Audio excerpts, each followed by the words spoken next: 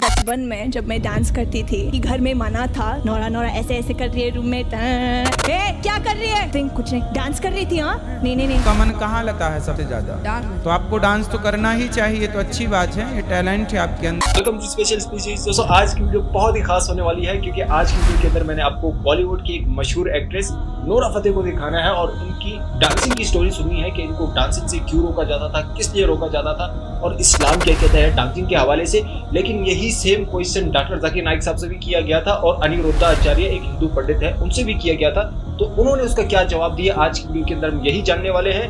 फैसला आप लोगों ने करना है क्योंकि कमेंट सेक्शन आप लोगों के लिए है। सो चलिए बिना किसी देरी के आज की वीडियो शुरू करते हैं। बचपन में जब मैं डांस करती थी, क्योंकि घर में मना था, तो मैं मतलब अपनी रूम में लॉक करती थी, या कभी कभी मैं भूल जाती है लॉक करने के लिए, तो दरवाज़ा खुला है और मैं डांस करती हूँ रूम में और मेरी माँ ऐसे ऐसे खुलती है, क्या कर रही हो? नथिंग, कुछ नहीं, बाल कर रही हो, मेकअप कर रही हो। नहीं, आप बहुत लाल हो और स्वेटी हो, क्या कर रही थी? नथिंग, कुछ नहीं, डांस कर रही थी। हाँ नहीं, दरवाज़ा बंद करते हैं। 2 मिनट के बाद नौरा नौरा ऐसे ऐसे कर रही है रूम में, क्या कर रही है? कुछ नहीं, डांस कर रही थी। हाँ चल आजा डांस करके दिखाती हूँ। आपका मन कहाँ लगता है सबसे ज्यादा? डांस में। तो आप डांस करते हैं? अच्छा करते हैं? तो आपको डांस तो करना ही चाहिए, तो अच्छी बात है, ये टैलेंट है आपके अंदर, परंतु पढ़ाई भी जरूरी है।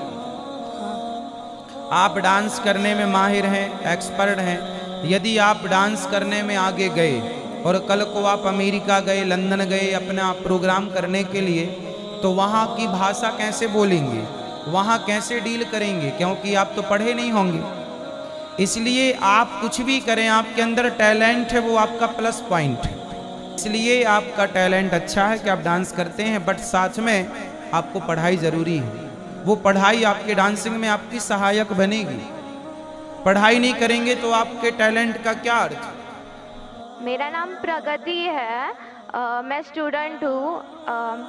मैं साइकोलॉजी में इंटरेस्ट रखती हूँ, तो मैंने साइकोलॉजी में कुछ ऐसे ही ब्लॉग्स वगैरह पढ़ा था कि हम लोग जब पैदा होते हैं, हम लोग में बचपन से स्किल्स होते हैं डांस के लिए, म्यूज़िक के लिए या वॉइस मॉड्यूलेशन ऐसे कुछ।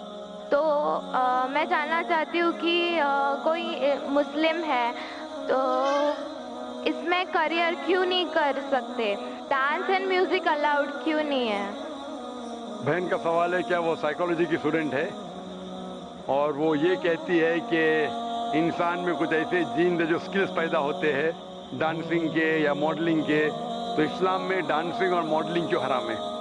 मैं भी डॉक्टर हूँ, मैं जानता हूँ देयर इज जेनेटिक्स जीन्स है, लेकिन ये कहना कि स्किल्स एक, अगर आपके अल्लाह ने कुछ आपको हुनर दिया है आपके जीन्स में, उस हुनर का सही फायदा भी उठा सकते, गलत भी। वो हुनर की कई चीजें हो सकते हैं, उससे आप एथलीट बन सकते हैं, उससे आप अच्छे काम कर सकते हैं, उससे आप डांसिंग भी कर सकते हैं। तो ये जरूरी नहीं कोई स्किल आपके पास है तो उस स्किल का गलत इस्तेमाल करे। कोई बोला कि मुझे अच्छी मेरे हाथ की सफाई, हाथ में अच्छे से घुमा सकता हूँ तो मैं चोरी करूंगा।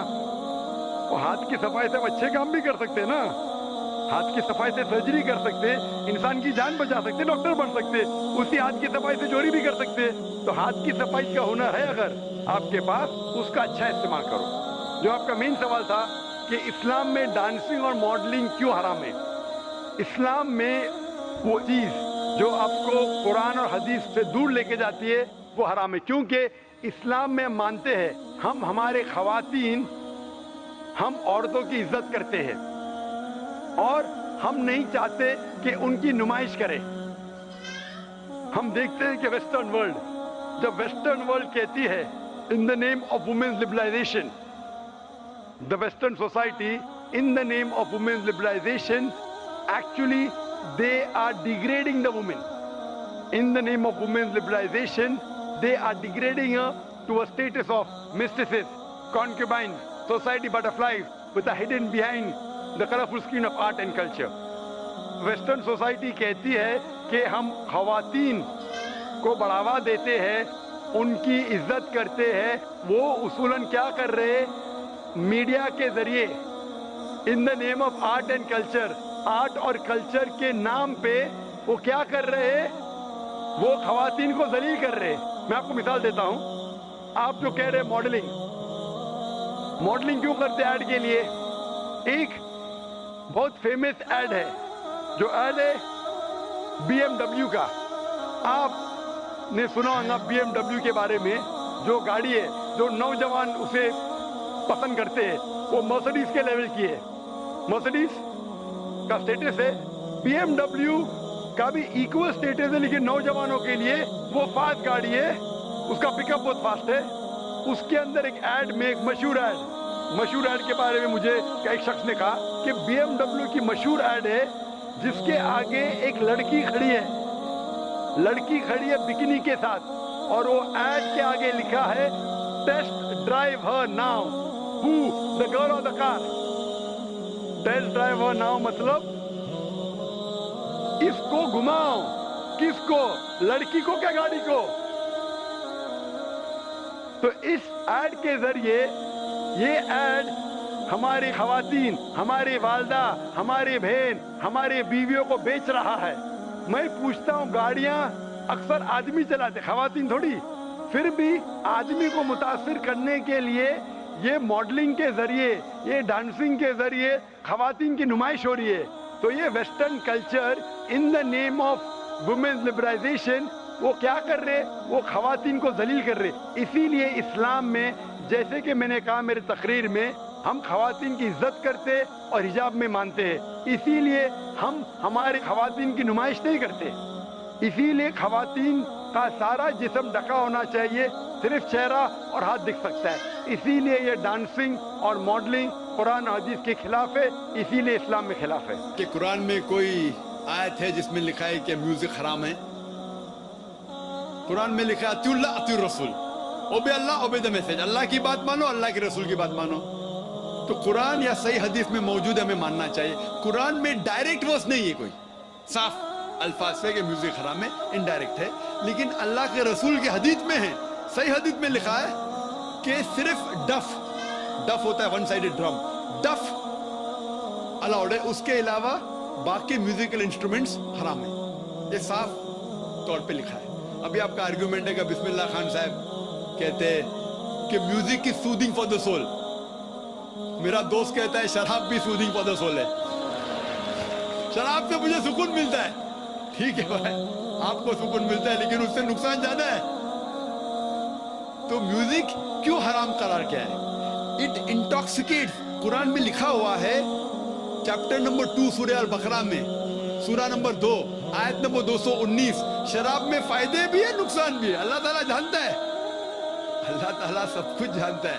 कुरान में लिखते हैं अल्लाह ताला कि शराब में फायदे भी है नुकसान भी है, लेकिन नुकसान फायदे से ज्यादा है। तो मैं मानता हूं हो सकता है कि कुछ लोगों को फायदा हो म्यूजिक से, there is music therapy also. कुरान में एक सूरह शुरा है, पोएट्स। कुरान शरीफ शायरी और गाने के खिलाफ है, हराम नहीं कहता है, लेकिन अक्सर खिलाफ है। क्यों? जब हम शेर शायरी करते हैं, अक्सर इतनी शेर शायरी करते हैं कि शिर्क की तरफ जाते हैं। मैं अगर राजा की तारीफ कर रहा हूं, इतनी तारीफ करता हूं कि उसको खुदा से मिला लेता हूं। कुछ लोग नात पढ़ते मोहम्मद सल्लल्लाहु अलैहि वसल्लम के बारे में, नात पढ़ना अच्छी बात है, बहक जाते उसको अल्लाह से मिला देते हैं, वो भी हराम है। कहते मैंने एक अरब देखा बिना ऐन का। अरब देखा बिना ऐन का मतलब रब को देखा। मोहम्मद सल्लल्लाहु अलैहि वसल्लम को अल्लाह से मिलाना भी हराम है। ईसा अलैहि सलाम को तो मिलाए भी हराम है, मोहम्मद सल्लल्लाहु अलैहि वसल्लम को भी। हम उनसे प्यार करते हैं, मोहब्बत करते हैं, लेकिन अल्लाह से नहीं मिला सकते। इसीलिए 5 बार आजान में हम सुनते हैं ला इलाहा इल्लल्लाह मोहम्मद रसूलुल्लाह। हम इबादत करते सिर्फ अल्लाह की, और मोहम्मद सल्लल्लाहु अलैहि वसल्लम उसके रसूल है, उसके बंदे हैं, अल्लाह नहीं है।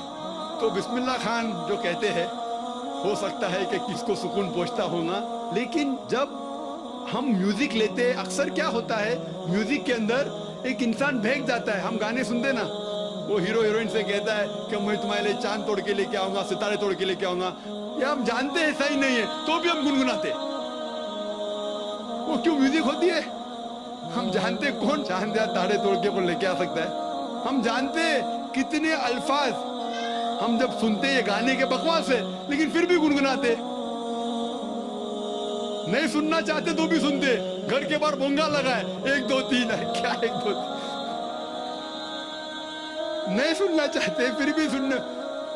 तो म्यूजिक में क्या होता है कि म्यूजिक कभी कभी मन को बहा लेता है। सही कह रहे बिस्मिल्लाह साहब, इतना बहा ले जाता है कि शिर्क भी करते तो हम कहते सही है, हम इस्लाम से दूर जाते फिर भी उसे गुनगुनाते। इसीलिए इस्लाम में म्यूजिक जो आपको गलत जगह पे लेके जाता है, डफ के अलावा बाकी सब इंस्ट्रूमेंट्स इस्लाम में हराम है। दीनी तालीम फैलाना सदका ए जारिया है। सवाब की नियत से वीडियो शेयर करें, वीडियो को लाइक और चैनल को सब्सक्राइब करके बेल आइकन को प्रेस जरूर करें।